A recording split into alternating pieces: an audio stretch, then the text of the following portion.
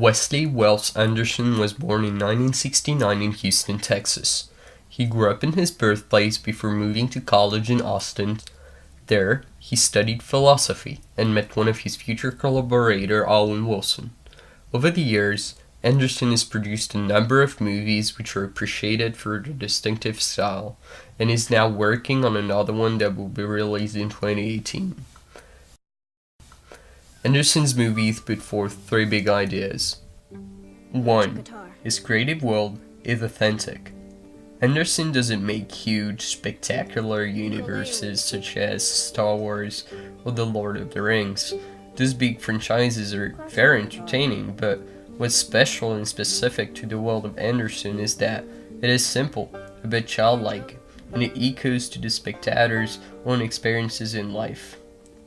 The way he films, framing his characters in specific shots, always with a perpendicular background and a distinctive color palette, makes its characters very sensible.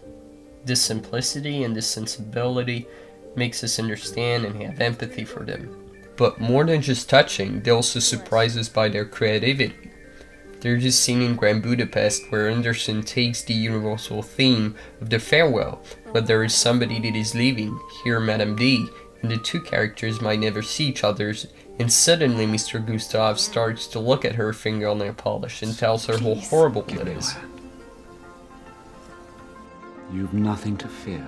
You're always anxious before you travel. I admit you appear to be suffering a more acute attack on this occasion, but truly and honestly, oh dear God, what have you done to your fingernails? I beg your pardon? This diabolical varnish, the colour is completely wrong. Oh really, don't you like it? It's not that I don't like it. I am physically repulsed. 2. His relationship to the tough things in life. So Anderson has a way to convey struggles, even the hard stages of life. His movies include crime, adultery, suicide, the death of a parent, or the drowning of a child. But it's treated in a different way than most movies. Take the rise of the Nazis in Grand Budapest compared to the approach of another filmmaker, Roman Polanski. It's lighter, seen and treated in a different approach. Take his word from one of his interviews. Imagined. Part of why I feel the impulse to reimagine it rather than just do it is because it's been done so many times before. This is such familiar historical territory. The reason I want to engage with it is because this series of events in Europe are somehow still right in the middle of our lives. And anyway, the impact is we just feel it in kind of a daily way somehow. He also makes those moments ironic. The protagonist in Grand Budapest, Mr. Gustav, is sent to prison, and there is a scene where he cuts a delicate pastry with what he calls the throat slitter.